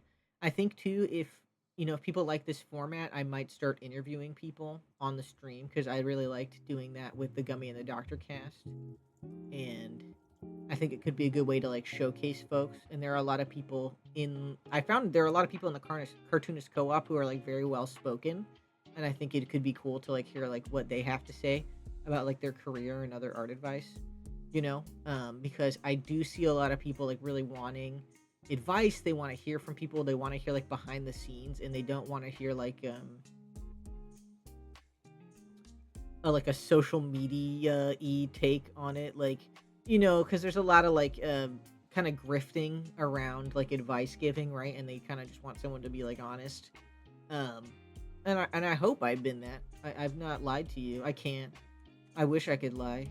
It would be so easy. But I can't. I don't have it inside me to lie. I just don't. It's so I mean, because on social media you don't want to be too vulnerable, right? But God, it's so hard. I'm just raw. I'm okay. We're back from ads. I wanted to wait on this one, my thought, which I have forgotten. But yeah, waiting until you're quote good enough to make your comic. So what? Oh, I remembered. So the advice I like to give people who are just starting on comics is, first of all, write your script, because a lot of people don't write scripts, and you should try. It's good. And also, you should do thumbnails. Those are good too. They're really gonna help you, especially if you struggle with bubble placement or like panel placement. Like that's what thumbnails are for. Like they're for the just the big picture, right? Because like you really do want to focus on like the big picture stuff with like a comic page, because it needs to be readable like as soon as possible. It needs to be like you can understand what's going on like as soon as possible, right? Like ideally. Um, but what I think you should do, if you are someone, oh, I'm calling out quite a group of people. Um, if you're someone who's had your magnum opus in your heart since you were 14, I need you to put it down just for like a second. A second, just a second. Put away those Blorbos for just a second, and I need you to do a slightly smaller story before you do your 2,000 page epic. Okay? Because I think a lot of people fall into this trap of being like, well, I've had this story in my head for a really long time and I'm finally ready to like start it, right? And they started, and the process for making it is so different than what they imagined that it really takes the wind out of their sails, especially when they look ahead and see how much story is waiting for them. Um, like I think that can be really demoralizing, and I've seen it demoralize people like in real time, like on the Webtoons subreddit and stuff. Like I think you're better off trying to finish like a 10 or a 5 or a 1 page comic before seeing if you like the process, because I think a lot of people, they're like, comics are so beautiful, they're awesome, I would love to do that, and they kind of like they kind of put it on like a pedestal, right? And like it's a great medium, right? But like it may not necessarily be the one for you. And I'm gonna talk about that in like this good. I have a whole other page down here for like the second hour that we have. Um, but it's okay if like comics don't end up being like the thing you want to do, but also like it is okay to make comics in black and white, and I think more people should. And when I next do like my next long form comic, whatever it is, I think it's gonna be like in grayscale or like black and white. I need to look into how like that goes for printing, because from my understanding, there's like a certain sort of process you need to do for that. But my computer is so powerful now that it can do fucking anything, dude. Dude, I render a Gummy in the Doctor episode now in probably like a minute. That's how much RAM I have. I got too much RAM. I have so much RAM, and I think I have 5 hard drives in my computer. My computer is it's tall. My computer is like is this tall, this tall, because it's like on this fucking. It's huge. I just invested in like making it huge like more recently, so because I don't want to have to do it again. But anyways, that's all like an aside. But yeah, like making your comic like in not full color is gonna really help. Like if you choose not to shade your comic, um, it's there are things you can do to like make the comic process like easier for you. Like again, like try to get out like the your preconceived idea of like what a comic needs to be, what a comic needs to be like successful. Like try to like sort of shed that from your mind and focus on like what is fun for you, like what serves like the story, what serves like you as an artist, like how are you going to make like this enjoyable and like more fun, because like I really like making my comics in color, especially now that I have more of a like process for it. And I really like coloring, the inks that Canary has and everything. But like, I do kind of yearn for like the simplicity of like when I made my Dungeon Meshi comic and it was black and white. Oh my god, I busted that fucking thing out, and it's so much cheaper to print too. It's so much cheaper to print, right? So like, you know, would you say even a very unpolished comic, sketchy, maybe not very well made, would still be a good starting point? Yes, but also get the idea of well made out of your head, because like you are a beginner. You just started. Don't worry about it. Like it's going to be, no matter what you do, your first comic is going to be worse than your 100th. But like that doesn't it's fine. Like I've been drawing comics since I was in like the 5th grade. So like I've made some fucking comics, right? And like I didn't do a lot of like studying on comics. Like I just sort of was like making them just like raw and crazy, right? And like it's, but also you don't have to show this stuff to other people. You can just hide it away. But also fuck them. You're unlikely to get like your stuff seen by like a bunch of people, and they probably won't notice. Like I see so many comics on like Reddit and other stuff that are like they have like thousands of upvotes, and like they don't follow any of like the rules that we have. Like the bubbles are all out of order. The fucking text is crazy. People don't care. Fucking people read my Master as a Naga when the text was fucking crazy, and they loved it. And like it's crazy, and like yeah, it's just there's such a wide range of what people find like exciting and enjoyable. And like I think it's important to remember that, because I think think about your own reaction to stuff. Like if you saw a comic where the concept was great and it was like funny, but it was like, oh no, it's a little sketchy or something. Like, would you give a fuck? Like, would you give a fuck? Like, all of you here have read my comics that are just okay, and you still like them. I'm living proof. Like, I'm not trying to like sort of diminish myself. I just know like if we're talking about like, the skill level of someone who's like making a comic, like I'm in a certain range and other people are in another range, and that's fine. What matters is like, are you enjoying it? You know? Um and I think that's like really important to keep in mind. Like, are you enjoying the process? When you read a comic, do you enjoy it? Are you happy that you finished it? Like, is it satisfying to you that you've like made like a thing? And like it's so that's so valuable more than anything else, is like to feel satisfied. But also it's okay if you don't, because like it's all like a brick. Like it's another brick like in the road, and like I wouldn't be here with comics that I feel really excited about. Like Moonlit Vow, I think is like the best comic, so far that fucking Canary and I have worked on. And like it's it's awesome. Like it feels so cool to be like, I made my Masters of Naga and now I'm making this comic, and they're so different, and I can see like where I've like made improvements and where like my brain is changing. You know, the ADHD makes it hard to enjoy the process sometimes, but I like looking at when it's done. Yeah, unfortunately, I can't help you there, because sometimes that ADHD is a real tough nut to crack. It really is. I could have a whole stream on just that, but I don't think I'm a good person to talk about it, because I do not have ADHD, but I know lots of people who do. And I don't know. It could be interesting to have a stream that was like about that, like people with ADHD working on comics and other creative stuffs, and them talking about like what works for them. You know, I do want to interview Niku, but I want to do it about Kingdom Hearts, because Niku's always interviewing other people about Kingdom Hearts, and I'm like, but who interviews the interviewer? Sick bastard.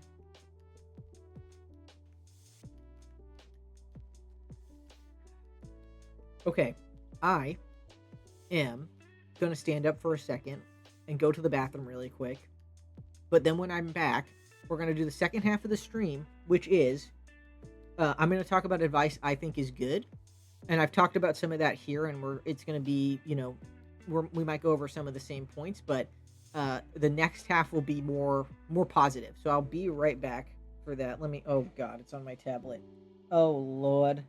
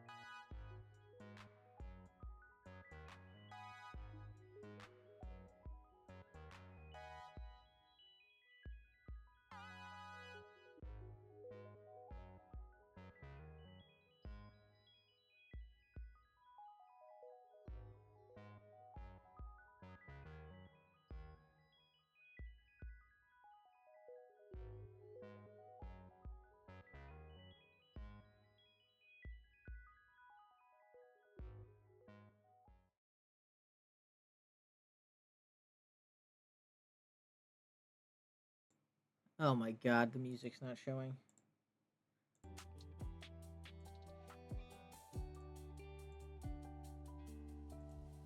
Okay, there we go. I got to figure out some stuff with OBS. It's a whole thing. It's fine. It's fine. Okay. All right. On to advice that I like, that I think is good. And these are sort of, I'm realizing these are 2 points that are sort of the same, but that's all right. Uh, like we talked about before, your story doesn't have to be a comic, novel, game, or any particular medium to be exciting and worthy. If you're struggling with a certain format, be flexible about trying new ones. Like, I see this all the time, where as we sort of talked about, like, people really like comics, they're really cool and they're really satisfying to read, right? But they take so much fucking time, um, and it takes a lot of effort to really, to just any of them. Like, fucking any comic is a lot of effort, especially if you're doing it by yourself. If you don't have a team, right? If you don't have even one other person to sort of like lighten the load, like, these are things that take people like literal years to finish. Um, and it's a lot, right? And a novel and a game too. Those can take years as well, but they can also be like a lot shorter. Like, you can kind of tell a lot of stuff in a novel in a shorter amount of time than you can in a comic. Like, if I had decided to make The Fall of the Rose Princess as a comic, like, we would not be as far as we are in the novel where we are now. Like, we're sort of like lightning paced compared to comics, right? But also, I think sometimes you have an idea of something in your head, and you you think it's gonna be like, you're gonna love it. You think you're gonna love like making the comic, and then you just don't. Because like, I also make games, but the the sort of barrier that I have making games is not one that I have with comics. Like, with comics, they're just like, they're fun to me. Like, they're just more easy. Like, I just pick them up with more ease, and I just like understand what I want to do and go for.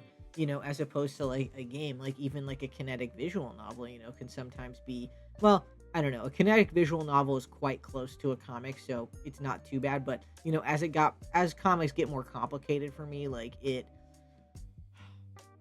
gets a lot harder to like enjoy, let's say, right? So that's been a tough format for me, because I probably have to, I want to finish the Sola game, right? And so I'm rubbing up against like this format that's really hard for me.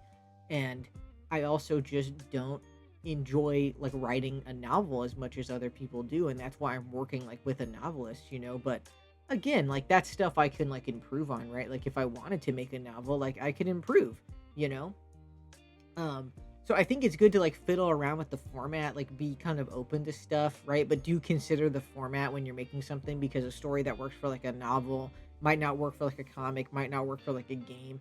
But also, you can go beyond that. You could do like an audio series, right? Like, you could write a script instead of writing like a novel. You could just write the words, the script, and then you can learn to do like audio editing and stuff. And like, it's cool. That stuff is really fun. It's like doing collaging, right? But then you get to work with like, the voice actors, and they get to add their own stuff to it, right? And you could also make like a what is it called? There are comics that have like a comic panel, and then like a paragraph underneath of like an illustrated novel, maybe it's called. I'm not sure. Like, they're close to comics, they're close to novels, like, they're kind of this combination one.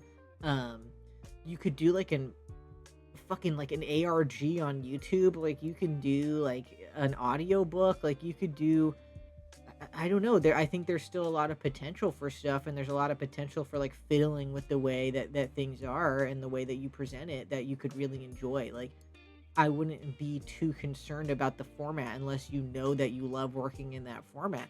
If you know you love working on comics, if you know you love working on novels, then go for it. But if you're finding that there's too much friction, uh fuck it. Fuck them. You have no loyalty. You have no, like, unless you're being paid for one of these, like, you have no loyalties to any of these mediums. Like, you can fucking go crazy, you know?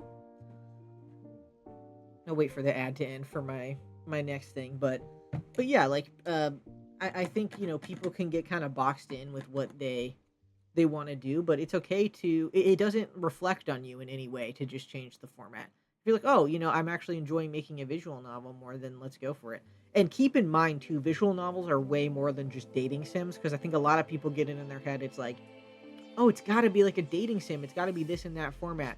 No, it's a huge like wide range of like it's a very big genre. That's why it's stuck around for so long, and that's why it's quite accessible to people who are just starting to make games. Like you can do a lot, and there's a lot of like great templates to start with and stuff too. Like um game stuff has a lot more templates you can work off of than you can with other types of stories, and I think that is it's a real benefit for games, that's for sure. Like it's a real strength that games have over other mediums. All right. You should just embrace collabing with people. uh Folks are out there and eager to want to make and finish stories with you, and when you work with someone, you should focus on filling in each other's weaknesses. So like I said, if you don't like writing prose, but you want prose for your story, find a guy who does.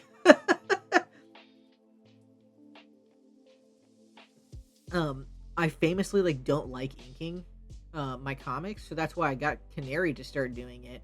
And it's cool because it's like we have this kind of combined art style now, in the comic, where it's like half mine, half hers.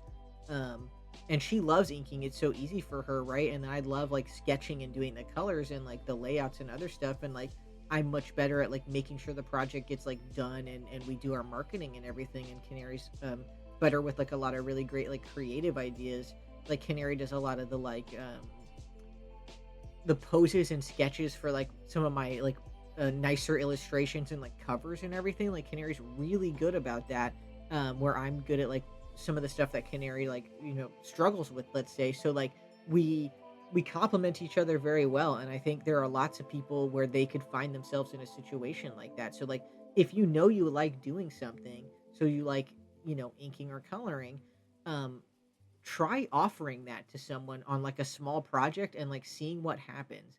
But like with collabing, you really have to make sure that like you are offering something. Like you don't want to like, if you want the other person to do all the work, just commission them, right? Like this needs to be like a as 50-50 as you can get it, or 70-30. If you need them to only do 30%, that's fine. And if they only need you to do the 30%, that's fine. But like there needs to be something, and you want to like agree on like what the goal is. Like, are you releasing this for free? Are you going to get paid? Like, you want to be like open and transparent with whoever you like find. But there are so many people out there who are just like, they're waiting to get invited to a project, they're waiting to go into a bundle, they like want to be a part of a zine, they like want to be a part of a story that's finished, they like want to finish their story, and they just need someone. Like I see it constantly. And I wish I could do like a fucking like, I wish I could be like a matchmaker for these people, because like I think so much stuff could get done, if you were just sort of, if people were more able to like readily connect with each other. I think that's why jams are really interesting, because like they are a thing where people are kind of expected to come together as a team, and we don't really have that with like comics, or like maybe novels do. I actually don't know, but I don't think that we have sort of like a great equivalent. But that's why it's been nice to do jams and kind of open them up for more than just like games and stuff, and trying to get people like excited about that and excited about collaboration, because I think it could be really fruitful for people. I think they could have a really good time.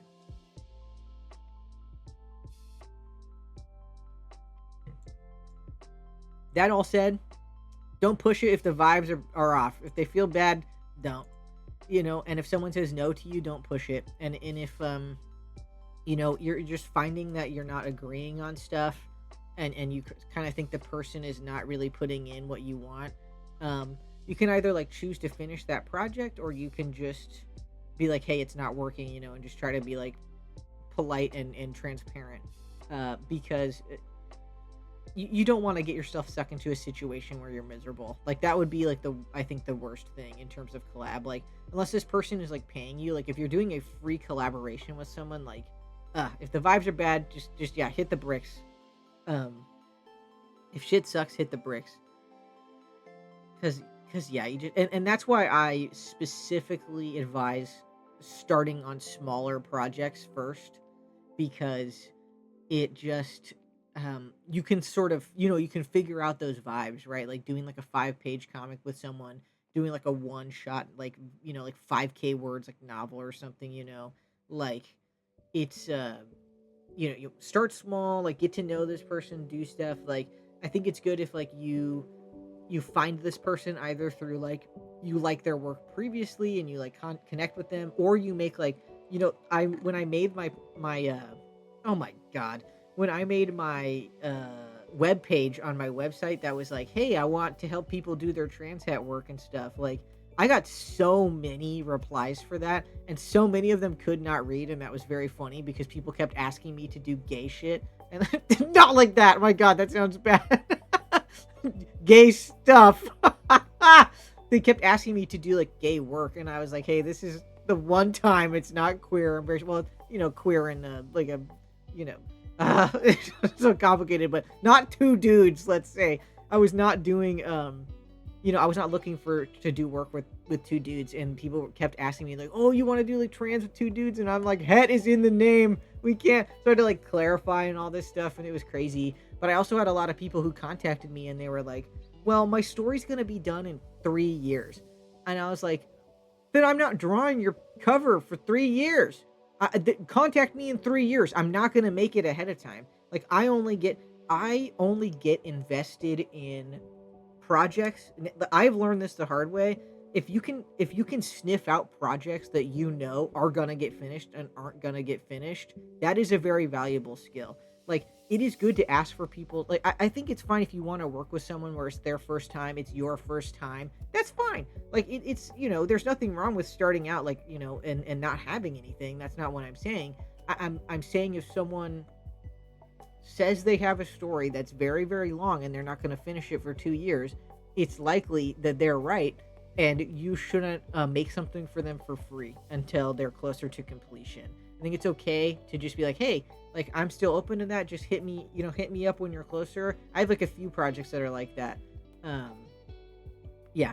And someone in the chat is reacting to the 3 years, and the 3 years thing is just because people have lives. They don't do this stuff like full time, and also they have shit like that's sort of preventing them. They struggle with perfectionism or like ADHD, etc. Like sometimes stuff just it gets in the way, And but I unfortunately I just can't like I've worked on projects very hard that I and lots of fucking time that just never came out because the person just like fucking ghosted me or something, right? And so I'm like very, oh hi. Hi Dash. Hi friend. I didn't know it was you in the chat. I would have said hi earlier. Um but yeah, like it's if you can get good about kind of sniffing that out, and again, it's not really like a judgment on people, not like truly, but it's yeah, be sort of just be cautious but excited, you know. And I think if you're in like a jam, like I think that's a good place to find people who are pretty committed to finishing it. But also if you can kind of be the guy who is like, hey guys, we have to finish, like we have to, here's a deadline, sometimes people need that too. Sometimes people just need like a little dom. uh they do. They just need you to be like, and now we have to finish it, champ, and they go okay, and they just need that. All right, next one. This is sort of relating to collabing. uh People really need a good marketer or like a social media person on the team, and so if you can become that, you become invaluable to any team. What I've learned for a lot of people is they hate posting to social media because it sucks. They hate making ads because it sucks. They hate sort of like making, like doing all that promotional stuff because like it sucks. And like it's hard to kind of reduce your cool ass story with OCs you love down to like something that's like marketable, right? But if you can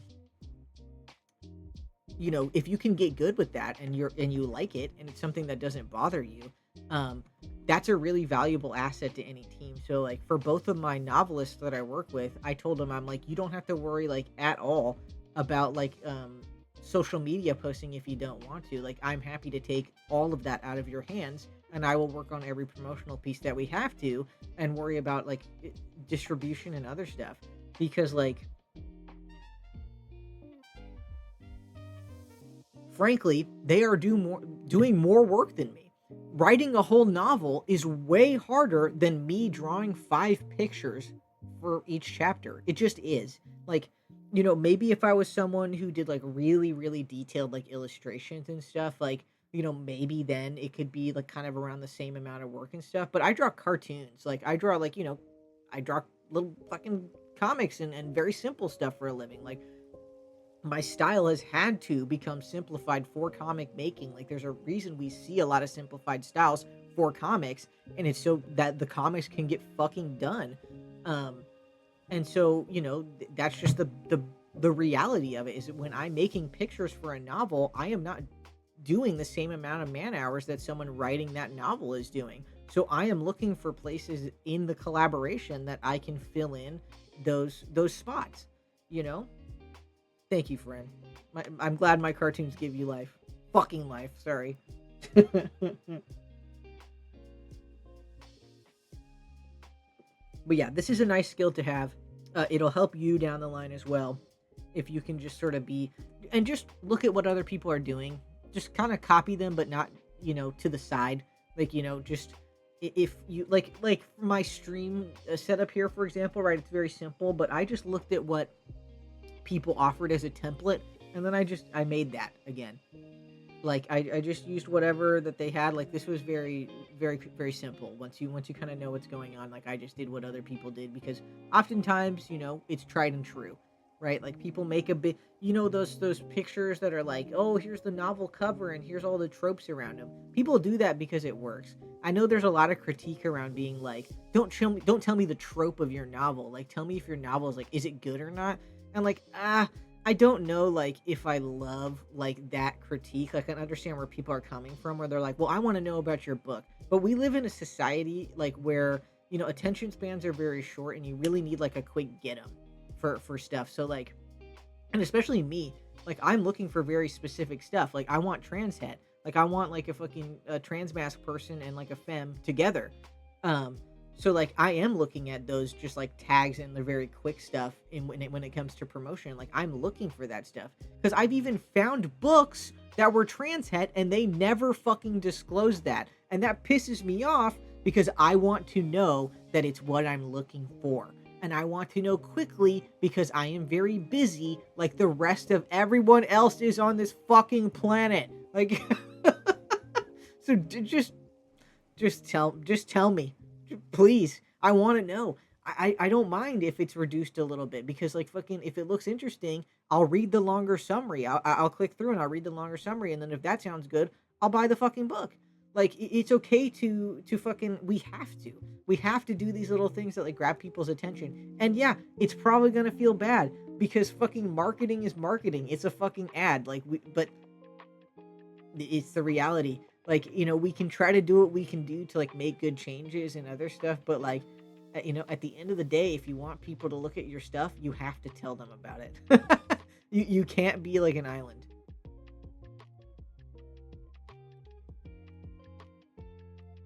All right, this is my last one.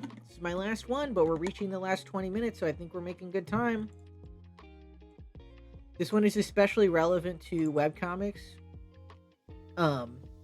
But you should eat away at your big projects one bite at a time. Any progress is progress. This is, it's good for webcomics. It's like, make your comic a page at a time. Like, have a good, try to have like the scope, like the skeleton of your project. So like start to finish, so you can see where that finish line is. But,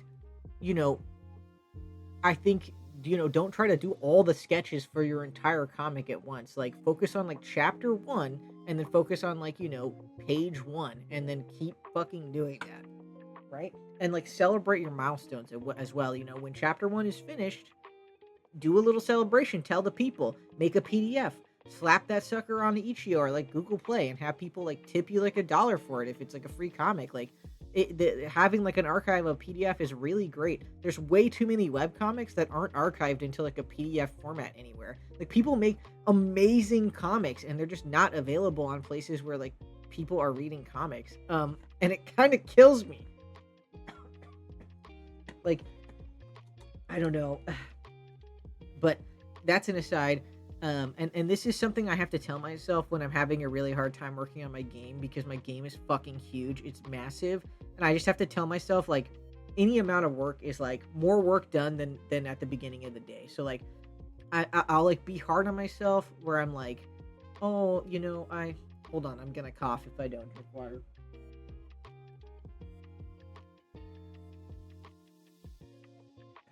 That's why I can only do this for 2 hours because I'm a fucking yapper and I'll die. Um, but I'll be hard on myself where I'm like, oh, I just didn't get as much done as I wanted to get done today on my game. But it's like if I finished anything, if I did anything, like that is still progress, right?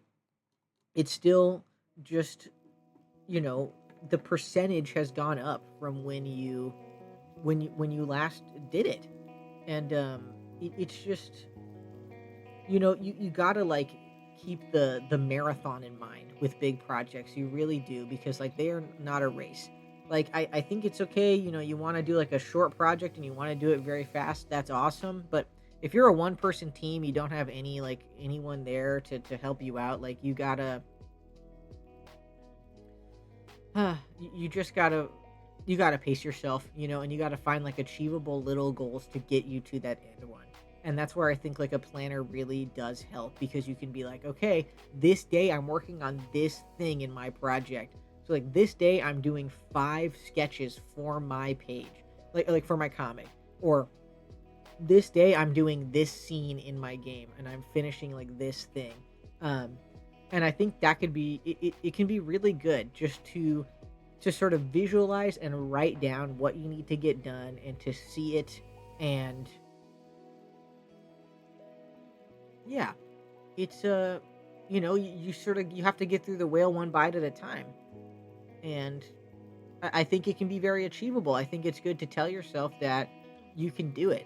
um but as someone who's had to abandon a big project, it's also okay if you don't, because you know not finishing a big project was not a waste of time because you gained all that experience and now you understand your process and what you want and what works for you, um over like a longer period of time, and I think that yeah, I think it's just good. Sorry, I'm totally losing my train of thought on this one because we're getting to the end. But yeah, all progress is good. We love it. That's that. Um, but yeah, we're kind of at like the last like 15 minutes or so of the stream. So if you guys have like questions you want to ask me or something in particular you want me to like yap about, like this is the time. This is the time to just like let me know. We can do it. I'm gonna just go until like 9 o'clock or so, and then we're gonna wrap up.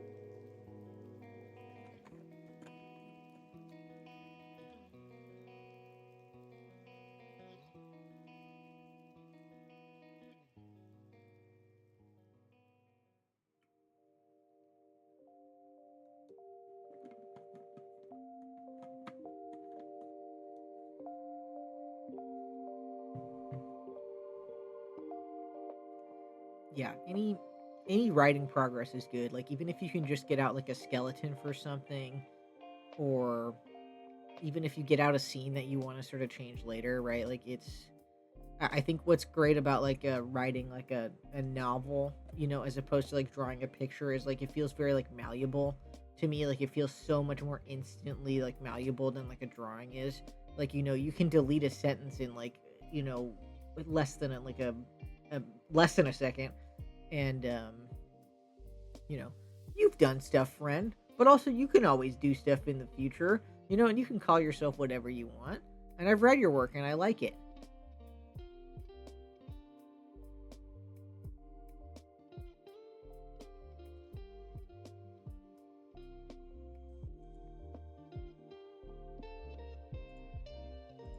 Yeah. And I don't know if anyone has anything for me, so maybe it's time to wrap up because I think maybe folks don't have any questions, and that's all right. Oh, here's one though. Did you ever practice to get faster at drawing? I need some tips. Yes, I did, and this was something I practiced in school. Something they have you practice in school. A tried and true one in school is when you're doing life drawings. They have ones that are like 30 seconds, a minute, 5 minute, like 15 minute, and you have to like do your drawing, like what you can get out like on the page like in that time. Like the purpose of that is like so a 30-second one is you're supposed to get like no details. It's supposed to be like the condensed version of that figure. Um, and then, the minute one, you get like a little more details. And then as you go on, you get more and more. But the goal is that by the end, you have like, basically like a finished drawing. So if you haven't done like timed drawings for like before, I would definitely recommend that, like putting a timer on. There's all sorts of, oh God, what's the productivity method with the fucking tomato? Um, there's like a tomato, it's a tomato timer, to be clear, because like this person had a tomato timer, but it's basically like doing amounts of works in certain times, and then the timer goes off and you're on break and then you're back on. Pomodoro, thank you. Yes, that's another tried and true one people really like. But also if you're drawing digitally, my God, stop zooming in. Stop fucking zooming in. Don't do it. Don't zoom in. You're fucking driving yourself crazy with like the details and stuff. And I know there are some people in chat who've done this because I've done it. It's very common. But you should pick 2 different zoom ins that you are allowed to do, and you should not sort of waver from that. Seriously, this will help you more than anything. This will help you draw like you're a fucking kid again, where you just don't give a fuck. Like it's so nice. I really, really recommend it. And that was actually a tip I got from Sela Squid, the artist. Oh God, I can't remember the other name, but has worked on like King of the Hill and does like fantastic comics. And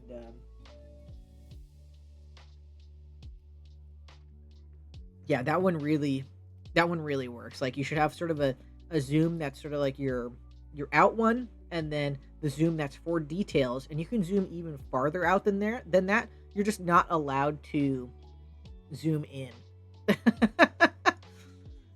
Because you're gonna get too bogged down in the details, especially when you are releasing your comic on the web. People just aren't gonna see that.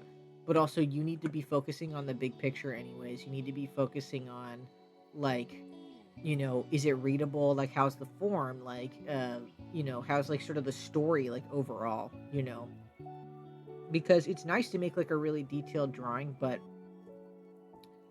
if we're talking about narrative, that is not always necessarily going to be in your favor.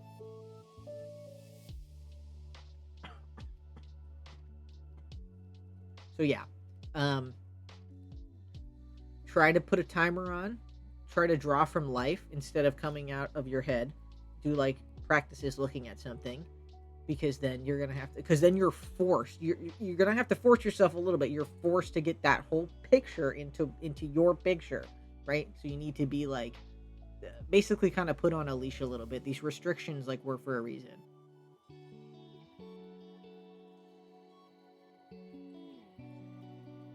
Anyone else got anything?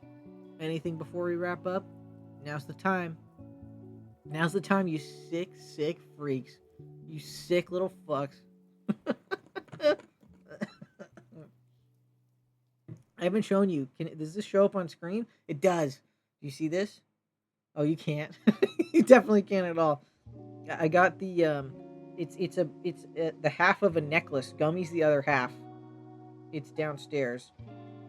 But these are in my shop now. You can get them as a keychain or a necklace. It's Gummy on the other side and magnets. I'm gonna get them a little smaller the next time I get them reprinted, but I have these big ones, probably about 10 or something, maybe more. I can't remember, but yeah, they're cute. They're really cute. They like magnet together. I forgot to bring the Gummy up to be like, look.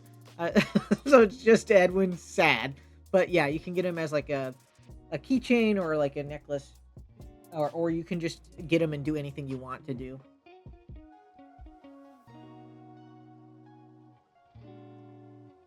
But yeah, folks don't have any more questions. That's fine. I'm gonna wrap up because my throat um hates it. I need to work on like some talking technique or something. I think I just need a good rest day before I can get back on track. Yeah, totally. The thing about the marathon, the thing about making art for a long time is like you do have to rest as well, and you need to have experiences too, because someone who like just stays in their house all day drawing makes fucking for pretty shit stories. Um, like you want to be like with people you care about, like engaging in other like art, ideally having some nice food, and maybe seeing cool shit like a bird. Um, that stuff will really help your art. When you can be sort of like a robust, like fulfilled person, therapy helps too. It really helps. I think sort of like this idea of like the suffering artist is such dog shit. Um, it's just not. It's not worth it. You don't. You don't want that. Hey, I could talk about. I could have a fucking birding stream if I wanted to, because I just got a fucking. What is it? What did I get exactly? Is it a black crowned night heron? Is that his crown or something else? It was a night heron. I finally got one. Another birder told me about it, and he said, I put in 3 green leaves in a pattern for you to find him. And the dude indeed left 3 green leaves, and then we looked at him sleeping on a branch. It was the best. Seeing a new bird that you've been trying to see is like a drug, dude. Oh my god, like when I first saw like a pleated woodpecker, good Christ. That was great. So I'm really hoping I see a cardinal in Chicago, because there are none here, because the Rocky Mountains separate America into 2 bird zones like Pokemon. So yeah, I really hope I just see. I heard they're really common. They're just kicking it. So I'd love to see like a proper blue jay, because don't forget, if you're on the West Coast, there are no blue jays. It is California scrub jay, and then a cardinal. I would love to see that. I'd be really excited because I love cardinals. I love any like Christmas bird, like Canada goose, cackling goose, cardinal. You know, I have I seen Listers, or have I seen the other one? Is Listers like the documentary one, or is it the one where like they have gay tension between Jack Black and that other guy? Martin something? No, I've not seen the documentary yet. It's on my list. Funny enough. So I'll have to check it out. Okay, if you say it's good, it's good. I love movies and stuff and TV, so I'll watch it like instantly. Like all I need is like one recommend, and I'm like off to watch it. So I'll definitely watch that soon. Thank you very much. And yeah, no gay tension in this film. What is the other film with the one? Can I look it up without fucking up the stream? I think I can. What's the birding movie with? It's The Big Year, and it's Jack Black having sexual tension with fucking. Who is this man? Why am I like an idiot? Why doesn't it have his fucking name?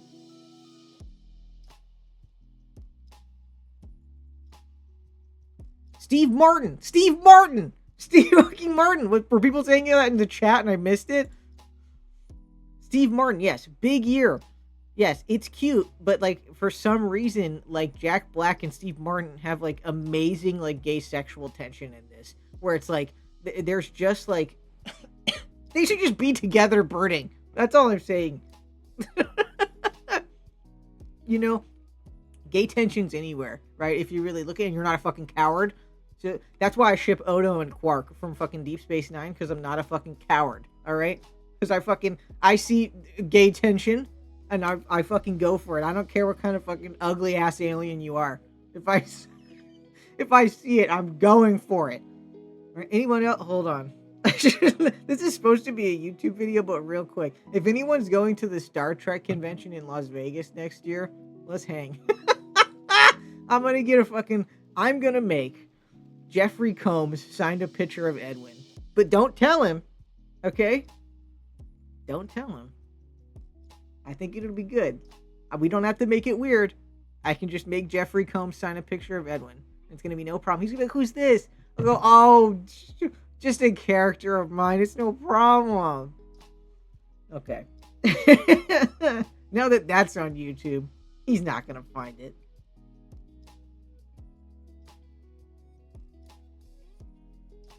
Okay.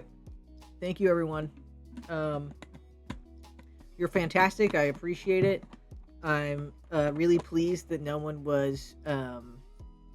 He's not gonna look Edwin up. Oh God, ads are fucking. No, I'm gonna snooze those because we're fucking ending the stream. No, it's fine. I'm not gonna give him. I'm not gonna say Edwin from Gummy and the Doctor. Don't look it up, Jeffrey Combs. But yeah, thanks for coming. I appreciate everyone showing up, and yeah, if there's something similar to this you would like for me to talk about in the future, let me know on social media, like ping me or whatever. It's all good. If there's someone you want me to like interview, if there's anything like that, like I'm open to suggestions for this because it's probably something I'm going to have to do more if more of my revenue streams get taken away. So yeah, I will see you guys later.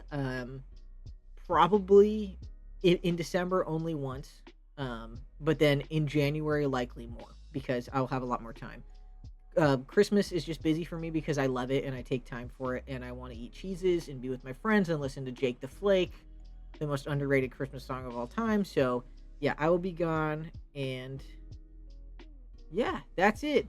I forgot to put my stream ending soon thing that showed all the credits, but whatever. We're good. All right, good night, everybody. Have a good one. Thanks again. Bye bye.